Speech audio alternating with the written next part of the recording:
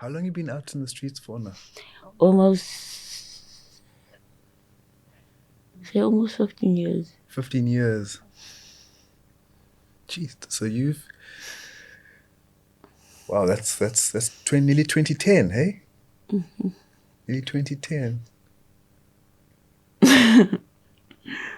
Do you remember 2010? Ooh, my mind's like up, down. It's like... Yeah. Since I had my stroke also, then I can't remember some things anymore. But I can remember how it was like I'm talking now. That's all I can remember since I was like... Yeah. And your stroke, when did you have the stroke? It was in April, like almost there in the corona. Okay. So I was so they bumped me as well. The car. During the same period. And were you staying out at that In Constantia. in Constantia? So during COVID, you didn't go to that. Remember, there was a camp out in Strandfontein. No, I wasn't there. You went there. I wasn't there. Why didn't you go there? We were in Constantia. We had our own place there. Yeah. Me and my ex-boyfriend Carl. Yeah. So we were living there and we were touching them and whatever, and we had our own bush around us. We loved it. Right. And then you became yours. Oh, is it? But how did you dodge them? Because I believe they were like all over the place. We were just there in that place. We never came out. Okay. Until they were gone. We came out when they, okay, whoop, back in again. We started the robots and we come in again. See the police again, we come in. Right. We don't go so much out. Okay. And how did you guys survive during that period?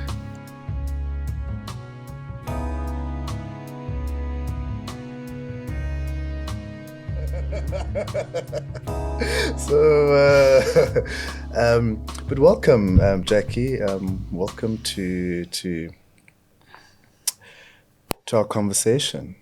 As I said, I just wanted to get to know who Jackie is, and whichever way the story weaves, we'll go there and we'll come back and we'll go on the trip. Yeah. So, Ocean View, Jackie, and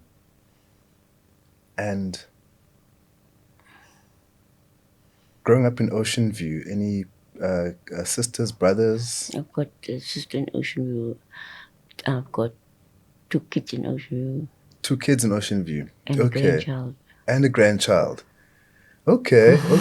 But we'll get there to the grandchild and the kids. So growing up in Ocean View, I mean, you went to school, what at home, in terms of just like parents and stuff like that, and your dad and your mom? Can you tell me about them? Like when you were growing up as a baby, in your 6, 5, 7, 8, 9. Everything was fine. Yeah, so you went to school, no problems. You were not a problem child. No. Everyone loved Jackie. Yes. And I loved to go to church. I was like, it can rain, it can whatever, I want to go. Okay. And the most of my daddy. You went with the daddy? I was most over him. Okay. He was my favorite. Okay. Why? I don't know. It was just so. Right. Because they tell me, you look just like your father. Okay. I said, okay then. So your father enjoyed going to church. So but your mom also, all of you used to go to church. All siblings, everyone, brothers and sisters. Almal must do. Okay. And were your parents also born in Ocean View? My dad actually was in Plumstead first, so afterwards he went to Steenberg. Okay. And my mom, Simonstown. Okay. So your mom is from Simonstown and your dad's from Steenberg. He was first here from Plumstead, so we moved to Steenberg. Okay.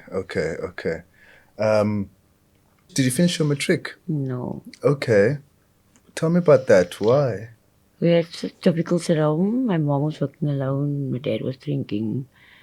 My sister was in other troubles, and so I have to leave school at 6, 7. At 6, 7 years old. No, 6. 16. No, when I was still 6. Oh, when you or stand 6. 7, Aha, so okay. So stand I have 6. to go work with her. She worked at Copper's Bakery. Okay. So you started working base. So stand 6, stand 7. That's about 13, 14 years old, eh? 14 years old. So and you started working. Tell me about the argument you said that you had with your mom. It's like she always just wanted to be on me, but I didn't like it. So every time you tell me, isn't it not bother? I said, okay, and just leave it. Then I just walk out. Mm-hmm. And then afterwards, when I come in, they tell me, what is your problem? I said, nothing is my problem. You my problem. I said, why am I a problem? I've never been a problem. What's wrong? So all of a sudden, just started drugs. Started to hate me. She started to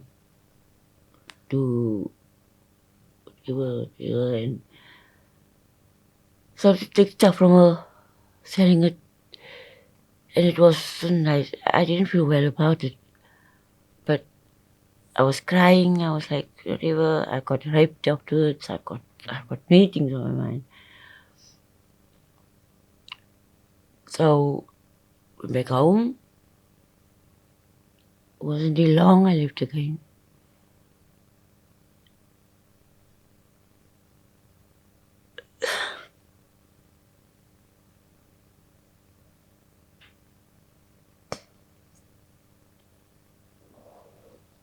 For pregnant.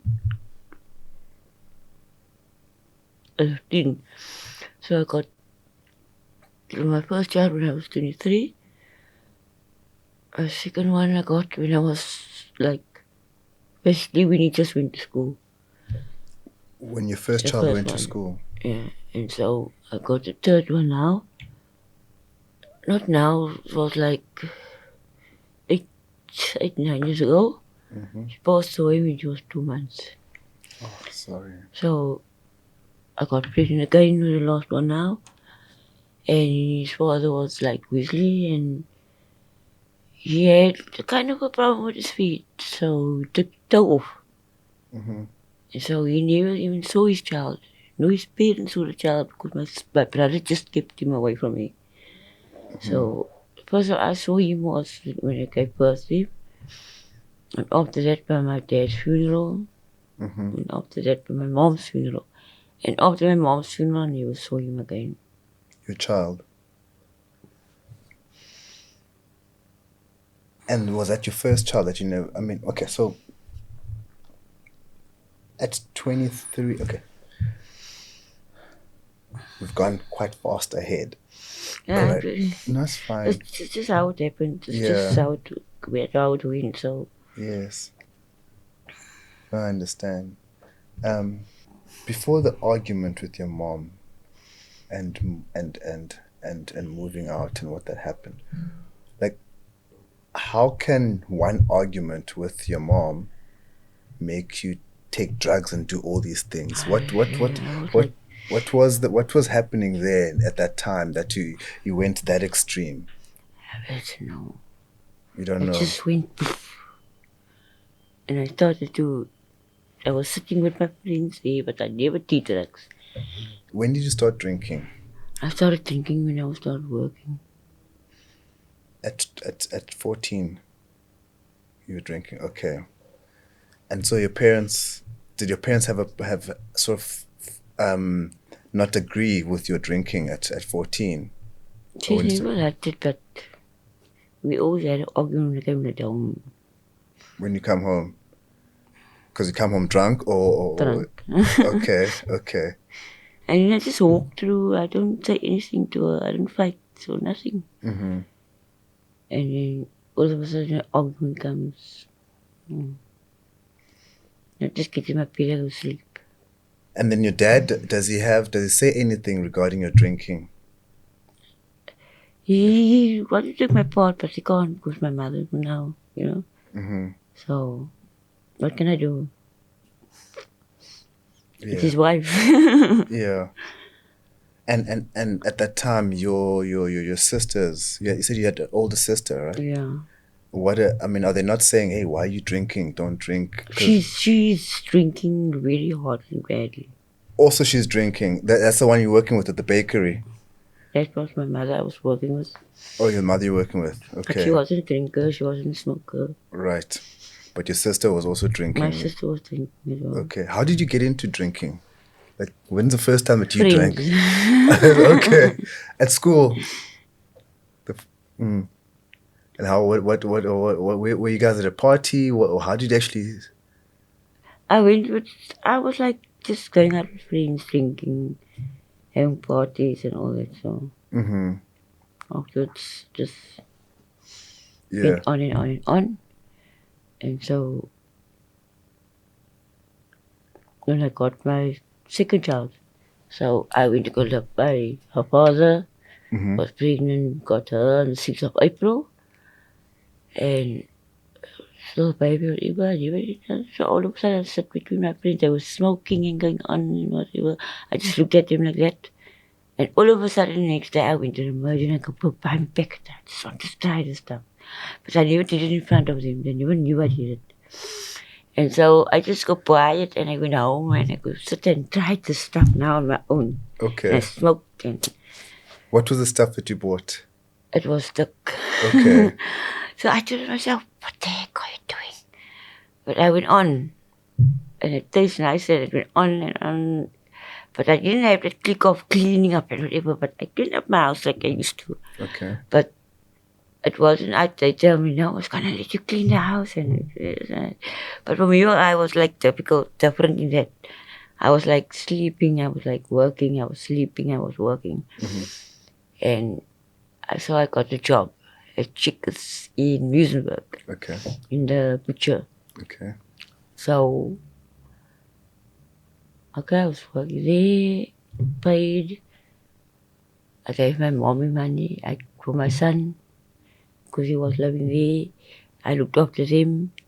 I was like doing my duty, what I used to do. And then the rest of the money I just passed. You sparse. Just passed it. You just used it. Okay. To use it towards buying the drugs or just used it for other things? Just drugs and food. Okay. But I first buy food and then afterwards I just do whatever I want to. So my father never knew. I was keeping it like a secret, I couldn't. But they knew that you drank. Yeah. Is that he was also drinking. Your father. But my father. My father was drinking that time years ago, but he stopped. He stopped. Okay. So who was drinking now? Your boyfriend? He was drinking. Yeah. Okay. So. And was your boyfriend staying with you, or we were living together in one flat? Okay, with the kids. Yeah, with the kids. Okay. So we were drinking, but when I had my kid, I never drank. But I did drugs and it wasn't good for me. But I didn't stop. It let me just smoke. I just wanted to have. So all of a sudden, I went to a safe house. My mommy looked after my child. So I got clean. And I'm happy that I was clean and also my kids and whatever. So after when I went home, so they put me on like one of the missionaries. One of the? Missionaries. Missionaries. At church. So I was supposed to go away. So just before I wanted to go away, I started to relapse. To relapse? Ooh, I relapsed. Okay. So they couldn't find me anywhere. I was really smoking again. And I was disappointed in myself. Okay. Now, just before you go on the mission, where were you going to go? I really didn't know. I was like, they were looking for me to tell me we were going, but I was just disappeared from it. I just wasn't there. And how long were you clean before you disappeared? I was for long. It was almost I was 3 months there, 3 months at home.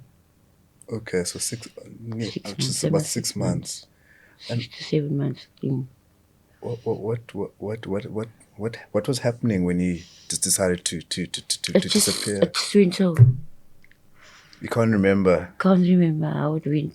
I was just when I started. I saw I got this thing in my hand and I'm smoking. I said, "Whoa!" And I went on and on again. And there's where I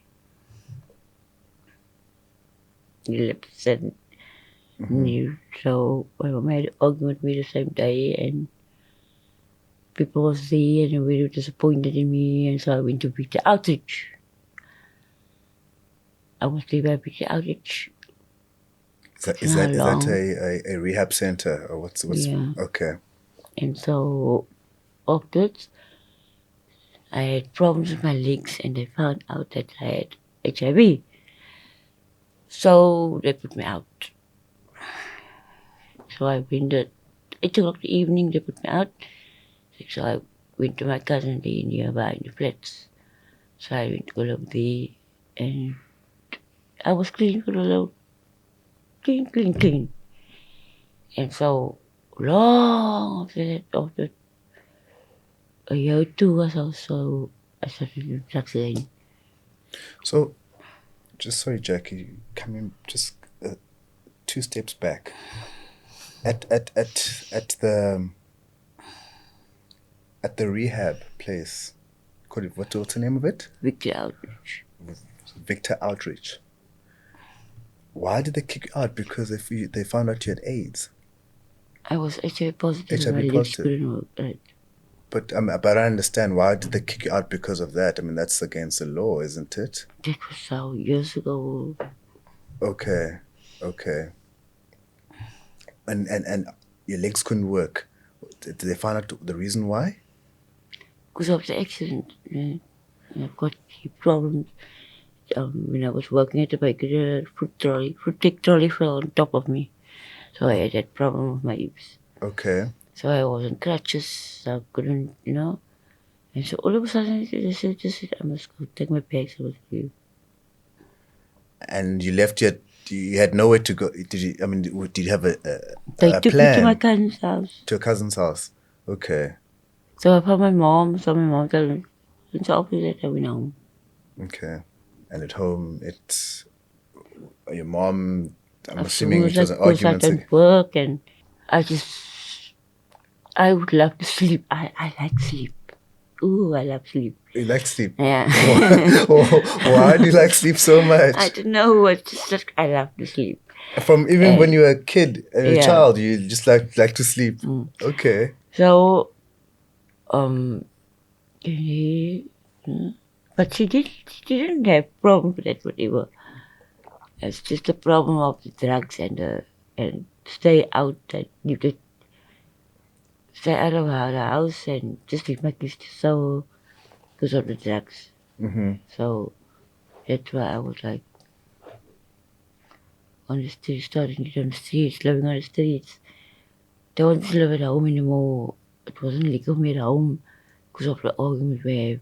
And I don't want trouble for them. And for me, I don't want to go on and need more money and all that. So I started just to stand at the robots or make some money to eat and for my drug problems. Mm-hmm. So afterwards I stopped. So I was like just making money, buying food, shoes, clothing, and even starting to steal my stuff. And steal. Oh, every day they want to steal. Mm-hmm. So I got so crazy and I couldn't take it anymore, and I went on drugs again. And I smoked. And then I leave it. And I smoke it, and I leave it, and I smoke it. It goes on like that. Mm-hmm. Mm-hmm. So, and this is just you smoking tick or Mandrax. And Mandrax. Okay, so but I don't go every day with it. Okay. It goes like on off. Right. So they asked me, why don't you just leave it? You go on, you go off, you go on, you go off.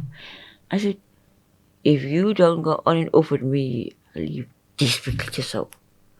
because I can leave it yourself. I don't need to do drugs. Then I just do it for 3 to 4 days. Then I stop. And how long do you stop for? How long? Then I just make the money, buy my luxuries, buy what I can eat, get back people food, whatever. Then I send money home. That's how I stop just to let the money go home and whatever. If they ask me, Mommy, I need this, Mommy, I need that, I go set out for it.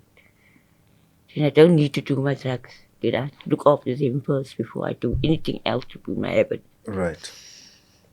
So when you say send money home, this is money for the kids, for your children. to the house, yeah. Yeah, right. So my dad passed away, mom was still alive. I got 6,000 rand by people. I went home with that 6,000 rand. How did you get 6,000 rand? I just came out of the blue. What do you mean, Jack? Just two couple just came to me. Wow, that's amazing. And we were talking and gave me 6,000 rand. The next day, early morning, I went home, me and my friend.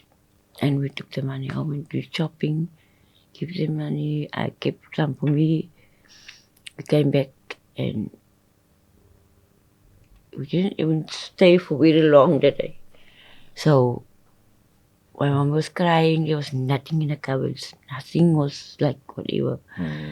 And I was like, whoa. Where was my sister? Where was my brother? Why is this cupboards and everything so empty? So my mom tell me, you know what? We were talking about you now Tuesday. I'm going to your mother and I'm going to ask your mother, never mind your mother live on the street, whatever. She will always have something for me. And when she wanted to come, I just up the text in front of the door. When who wanted to come? My mom. When your mom wanted to come to the street? To me. To you? She asked me what I've got for her, if I could help her. So it just happened like that I got in front of the door with groceries and my friends carried in and she was crying and she was happy and you know. Right. So she said, you're the only one that look after us. Never mind you live on the streets, never mind you get so hot, whatever. So the reason why I'm on the street is to help my parents. That was my whole thing. That's why I went away from home. Because every time I see there's nothing, it's not right. Then they got this, not, then they didn't have food in the house. But there's always rice and there's always whatever. But I tell them, rice and onions, whatever, make it and you'll eat it. It will keep you still alive. Never mind a piece of bread without butter. It will be still something to eat. And my mother did that. Me, I was the only one that's getting so, that is so on the street, getting like, I didn't know the first time how to live on the streets and how to live without food. There was always something for me to eat. But now I know I'm the only one that know how it's to be hoe om swaar te kry. In die hele familie. And where are your sisters now? My sister's in Oceanview. Okay. My brother's in Strandfontein. And where were they at the time when at that time when you came back home and there was nothing in the cupboards? Where were they at the? She was actually at home. My brother was working. And so they didn't. If your brother's working, doesn't he take money back home? He's supposed to help my mom, but I don't know where it came from. Because my sister's child is also working in the house. She's trying her very best to help my mother too. So she was pregnant. And I don't blame her for everything because she knows when she comes out to work, there will be something to eat with the pot. There will be something to eat for them at night. But the thing is just to keep cupboards so empty. And doesn't care what your mother may have in the house. You don't get sugar, whatever thing. She must go there and ask this one in a shop for, and she must pay it when she get all pay, and she must get. Then she must go ask chicken on the book. She must have everything, and then she must pay. She must pay it when she gets the money. For me, I couldn't live like that. That's why I couldn't take the life at home.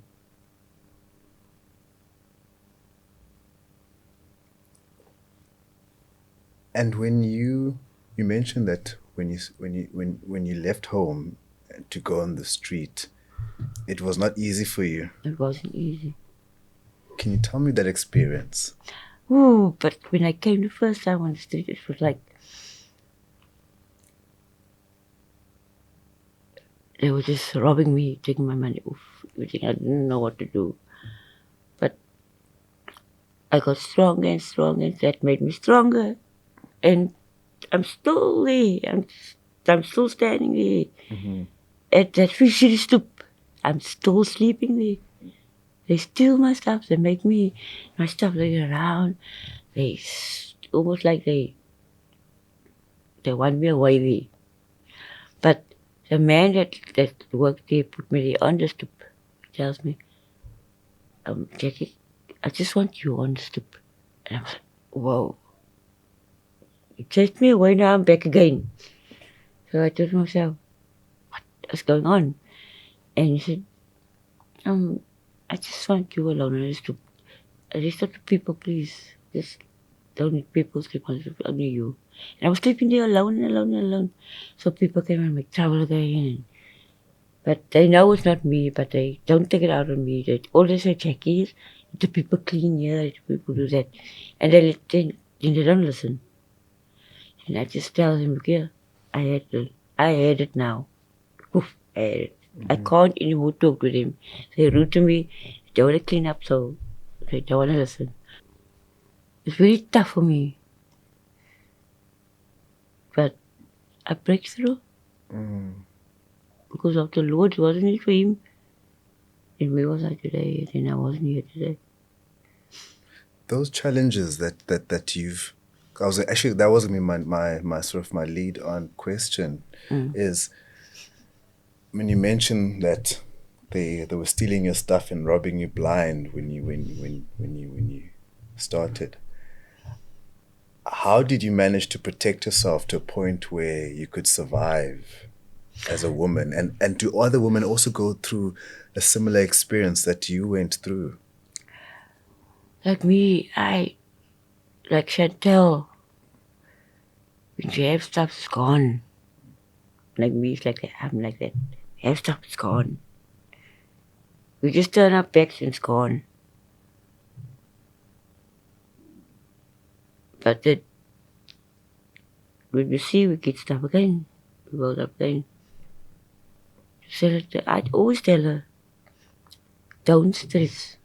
I believe in don't stress. God will make a way for us. Don't give us a past. We need to give us stuff again. Some people will come and give you again. If you don't have money, whatever, you will see it will come. It will come day by day. Don't stress.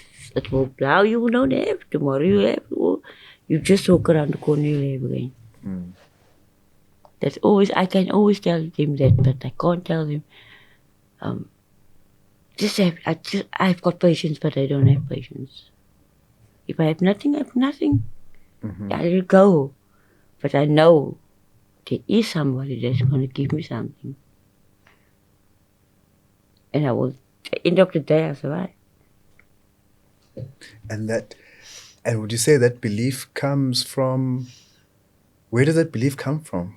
From God. You must always have him in your heart. If you don't have him, nothing will go. Then it will go wrong with you. But if you got him here,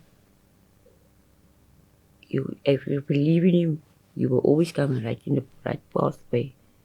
If you think if you don't have something now, it will come. It goes up through God. It will come through you. And that's how you've I managed believe in to, that. on the ground, you pick yourself up, you fall down, you pick yourself up again.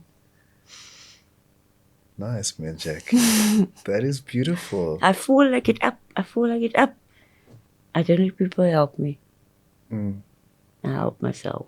I don't ask anyone for nothing. I ask no one nothing.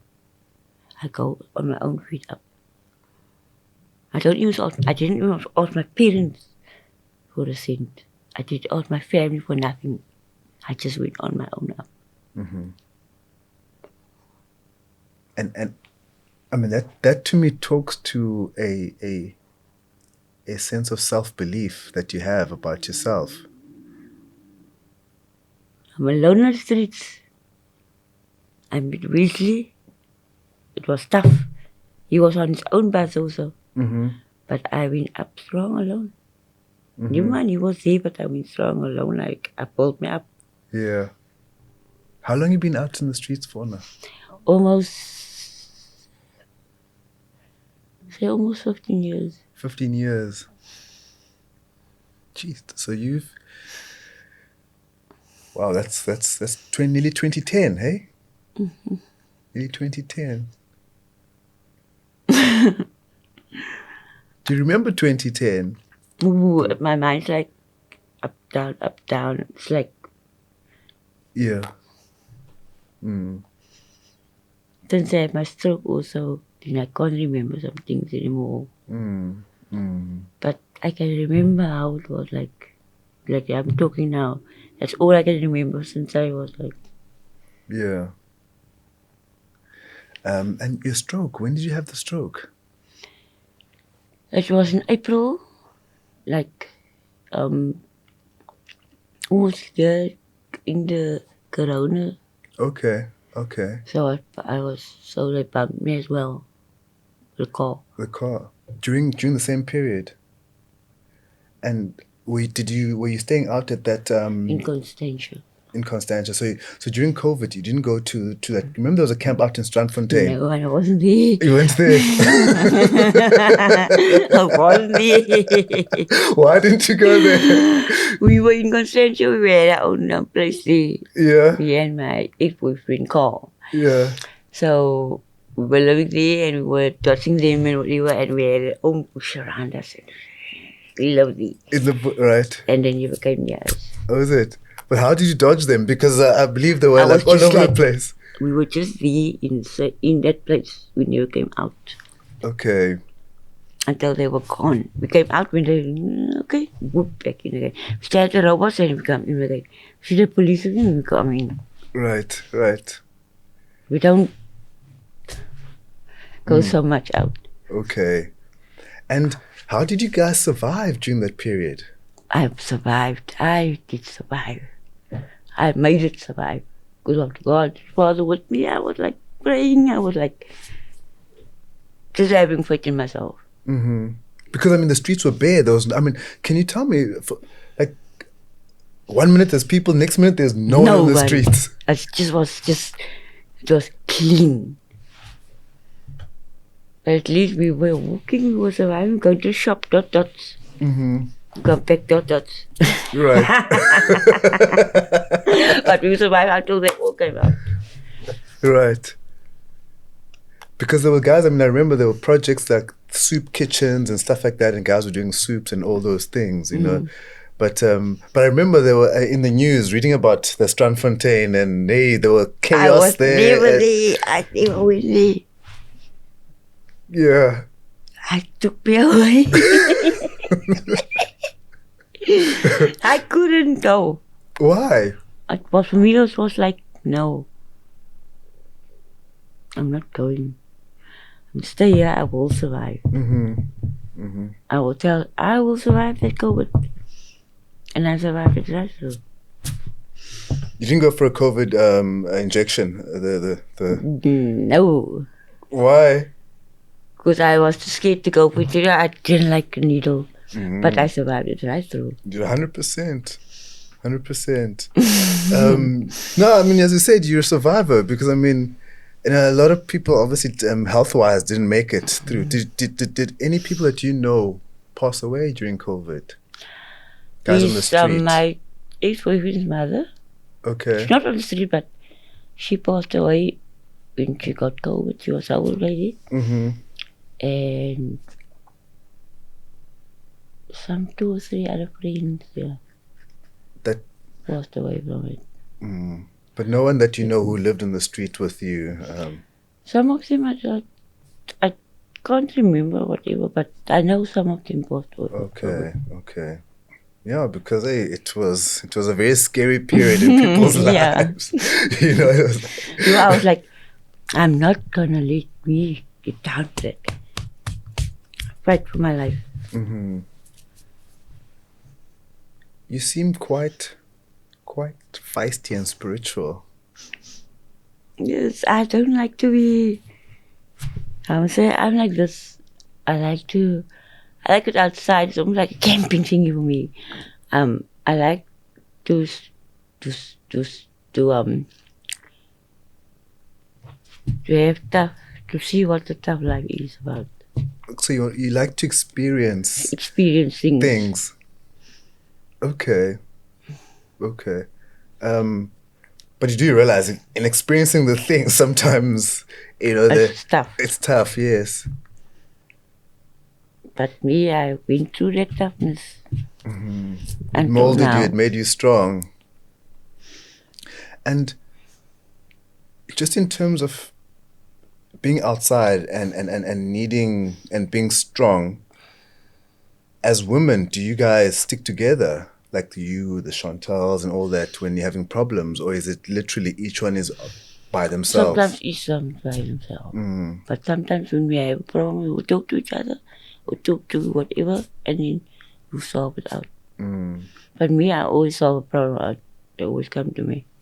They come to you. Who are you? Why do they come to you? I don't know who I am. No, when I'm saying who are you, like, are you like the because the owner of the shop just wants you. He says that you must, look after these ones, and these ones must report to you.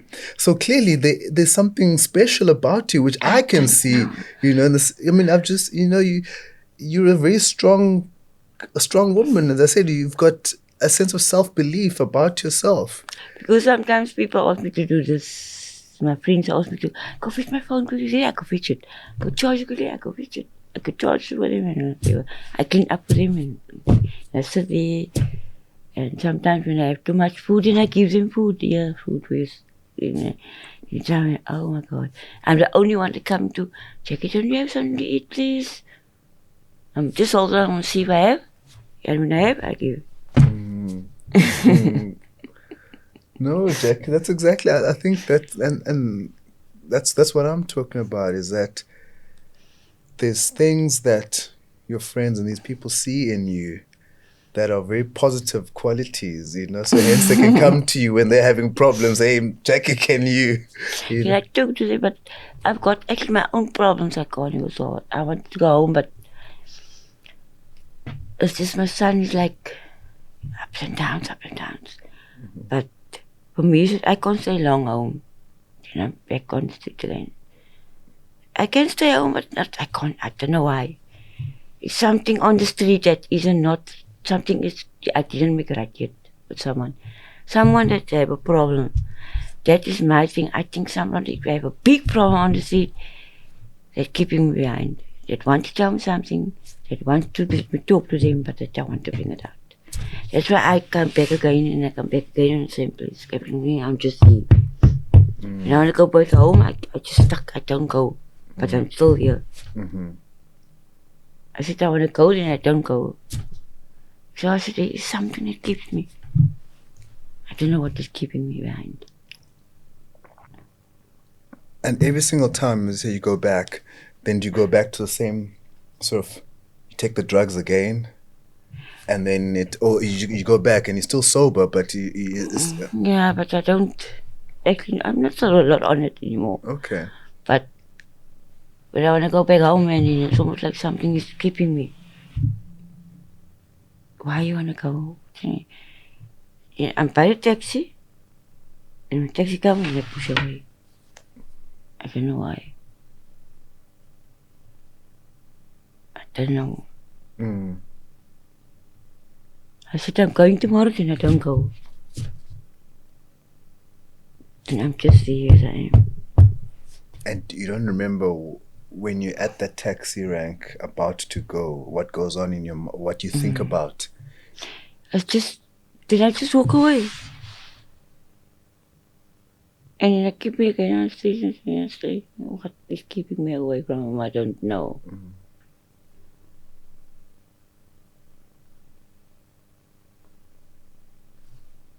The answer to that, I don't know. just want to be here. And I just want to be here. I can't stay long at home. I just think about being here. It's almost like my mother, almost like I said to myself, Lord, what is this something I must do for you? Or if you want me to go home, let me go.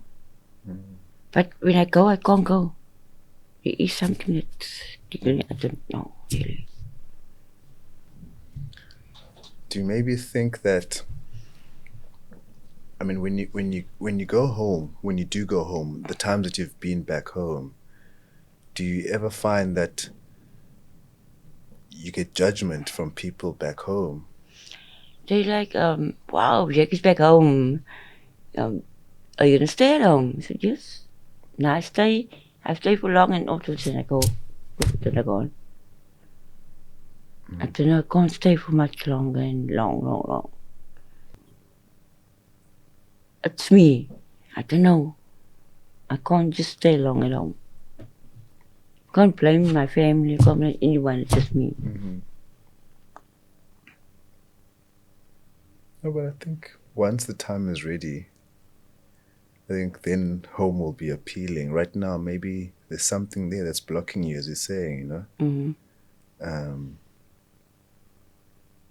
But it will come right. I think you said yourself, I think you have to be patient. I really want to be home, but I've got patience for that. And your mom is still staying there? They all passed, but dad and my mom passed away. So who's staying in the house? My sister's daughter, the 2 kids, my son and my daughter. And my grandchild and his girlfriend. Okay. And your son and your daughter, what are they working or? My daughter is on high school still. Okay. My son was working, but he's at home. Okay. And your son is the one? His girlfriend is working, and my sister's child is working. Okay. And your grandson is from your son? My granddaughter from your son. Your granddaughter's from, okay. How old is she? She's around about now almost 5, 6 years old. Okay. And how does it feel like to be a grandmother? It feels like just normal. Just normal. Because sometimes, I don't know, I'm not a grandmother or a grandfather, but I mean, some people they enjoy the grandfather or the grandmother title. But when I come home and say, Ma, yes, don't go away, I'm gonna steal. And then she don't want me to go, and I tell her, okay, I'll stay. I'll stay even, but she must go to school, some to Chris or whatever it is. But when she's gone, then I'm gone. And it's not, sometimes I think of myself, it's not right what I'm doing. But I don't know, there is just something that triggers me back. Can't stay long, and I only something pulling me go. There is something there. Somebody that needs me, but that somebody don't want to come near. Sure. And how's your relationship with your daughter and your son? My son's very aggressive. Very aggressive? My daughter is starting to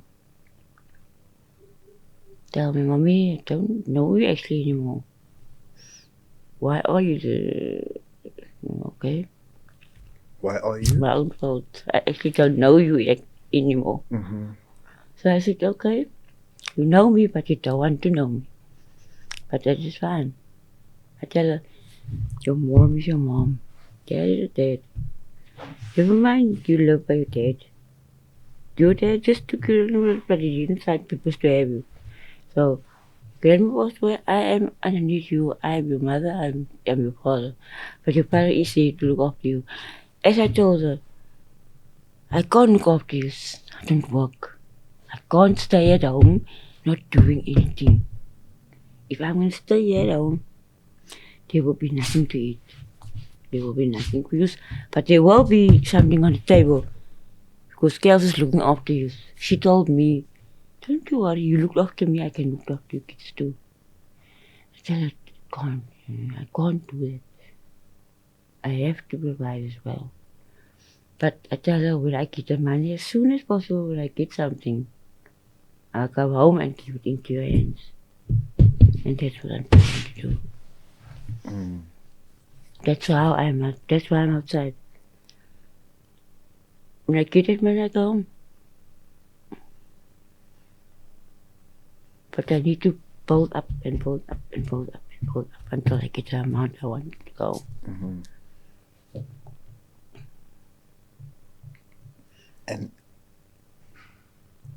And your son, you said he's aggressive. What has he done that in terms He of... just don't like me to be on the street.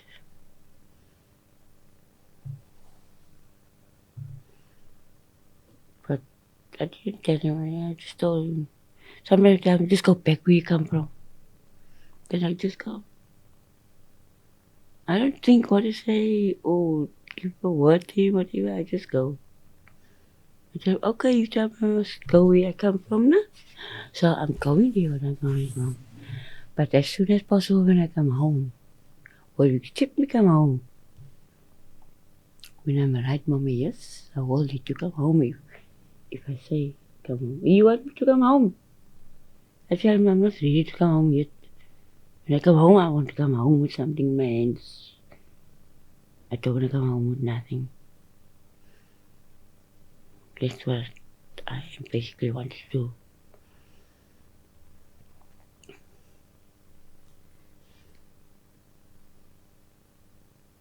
And his anger towards you is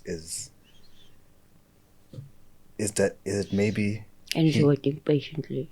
Sorry? He's waiting patiently for me. You, right. I know that he's waiting patiently for me. He's not actually meaning what he said.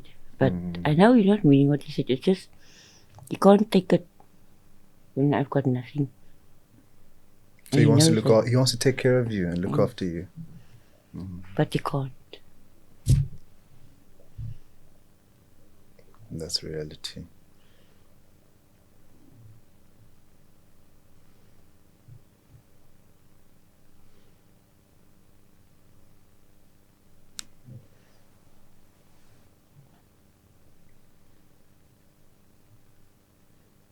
But I'm grateful.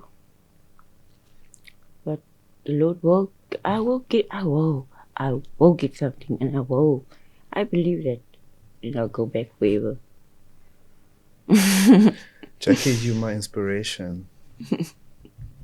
No, I promise you, because hope is so important. Without hope, what's the point of living?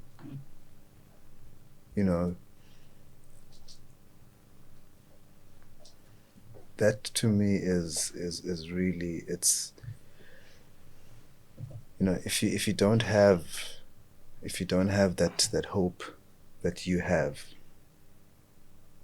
and for me that trumps anything. That trumps anything. The fact that you believe that you'll go back home when you write, I think for me it's, so I believe, I can see in you that the determination that you want to go back home, but now's not the right time because you're not right. No. Thank you, Jackie. Thank you for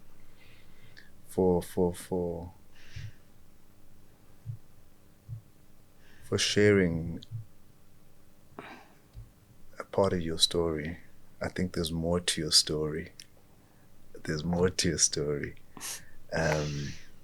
Which we'll get to at a later stage. But I think this is a good start. And before I forget, you gotta tell me about that song. That song, Because of You. Because of You. I always tell him, because of you. It's like my mother, my father, and God. They was almost like, because of you. Like, because of them. It's almost like because of you, because of them. I couldn't have my strength. Because of them, you couldn't get your strength. Why is that? Because if they weren't there, if God wasn't there for me, and my parents would have given me on birth for me, then I should have been here today. So, sorry, for me to understand, are you saying that because of them, that you have strength? Is that what you're saying? Oh, okay. Because I misread you. I thought you said because of them. No, I don't know where my mind was going. I don't know what plan. Because of you, I feel. I mean, I hadn't listened to that song in a long time. I just listened to all that words. It's beautiful. I mean,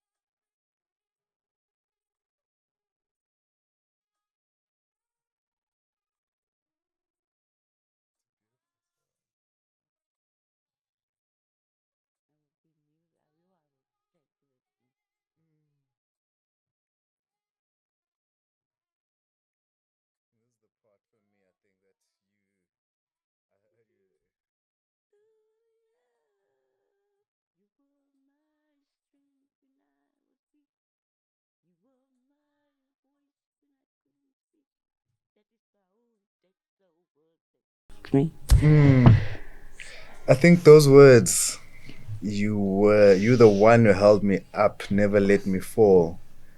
You're the one who saw me through it all. You were my strength when I was weak. You were my voice when I couldn't speak. You were my eyes when I couldn't see. You saw the best there was in me. Lifted me up when I couldn't reach. You gave me faith because you believed. I'm everything I am because you love me. That's my Lord, my God, that my parents, that's now there, they give me all that. Now that I don't got them in my life anymore, they give me more strength to go on and on and on, and to have my life. Now I believe with the attitude that you have, as I say, you're a survivor. 15 years now you've survived out in the street. I was in the cold, without cardboard. It was like ice cold. Just cardboard, no blanket, no nothing. I was sleeping. When I sleep, I'm home. When I wake up, I'm cold. But I survived through that coldness. Without blanket. God put it on me. And the Cape Town winters are harsh. Oh, yeah. I mean, this past month, I just survived through it.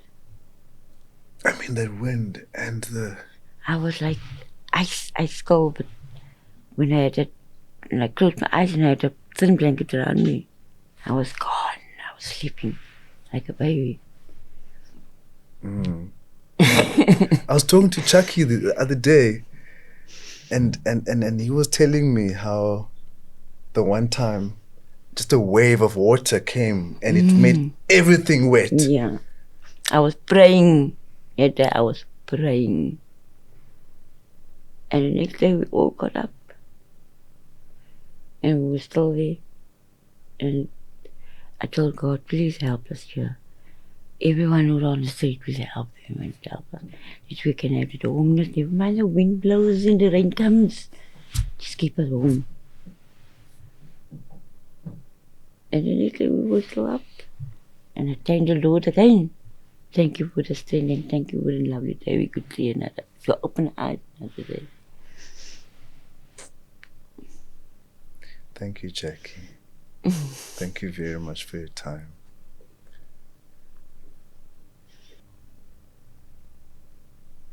Thank you. Yeah.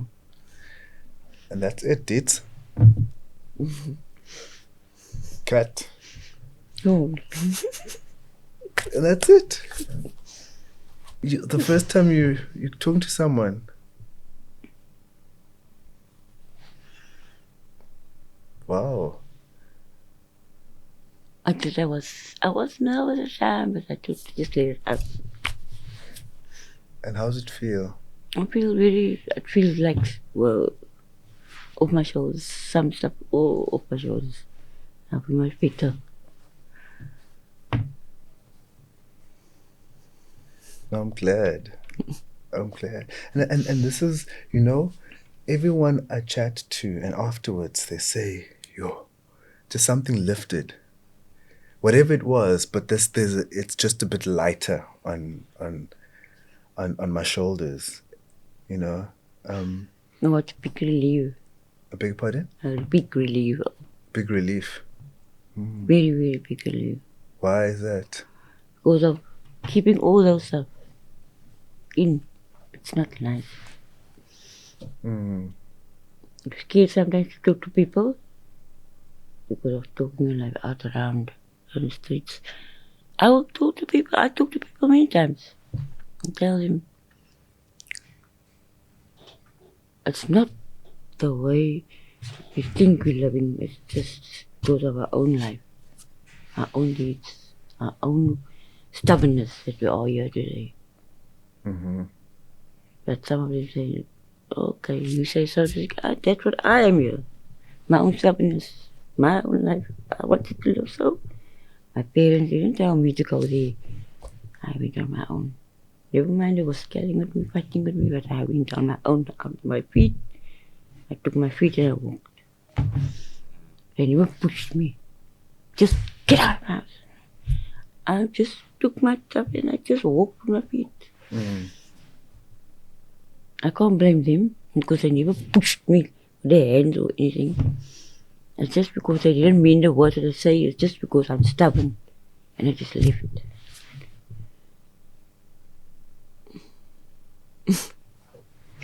That's it. Yeah. But at least, as I said, a little bit of weight is off. I'm glad. And you're more than welcome if you want to talk more, get anything off.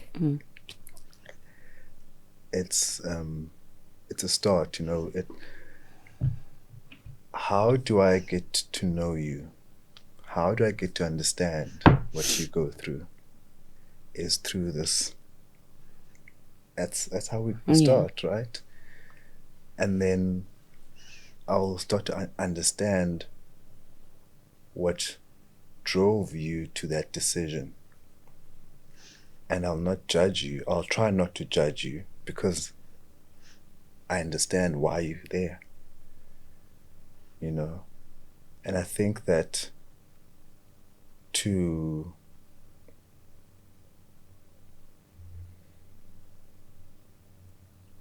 for us as society to be able to live together,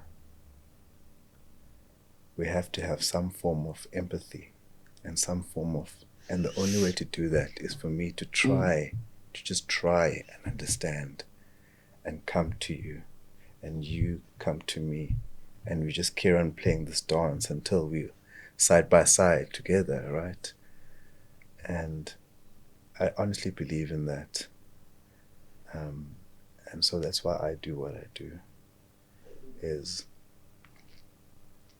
to understand the human side, because we're very quick to roll up our windows when we see you, to ignore you, and that's not, everyone wants to be seen, everyone wants to be heard, and I see you, I hear you, and that's why I want to give you the platform. They can roll their windows up, but I'm still standing. There we go. That's it, Jackie. They can roll their windows up, but I'm still standing. They can roll their windows up, but I'm still standing. That's your spirit. But I've got nothing against them. I'm just forgetting them. Yeah. Moving past them. They can look at me however, but I'm still eating and I'm passing. And that bond will break each and every day. You take day by day to break people through. You have to go, if you walk through that path, that course. I break some people's bond just so. Just look at him. And yes. And then all of a sudden, the window comes over to talk to me. You roll your window up and I'll start again. Nice meeting you, man. Nice meeting you, sir. And he'll talk to me and say, okay. And he'll give me something and he'll go on again. He'll take me, oh, whoa, what did I do there? I don't know. It just goes on. Some people never gave you something and all of a sudden they just give. That's why if you are strong, able to strong and stand there, it's a part of life how you can also. I don't like it, but I have to. That is what I picked in my life. Not to go steal, not to go break in, rob people, take people's stuff, no. Just want to be in the straight, narrow way. Thank you, Jackie. You can roll your windows up, but I'm still standing. Yes. Love it. Love it. Thank you, Jackie. Thank you.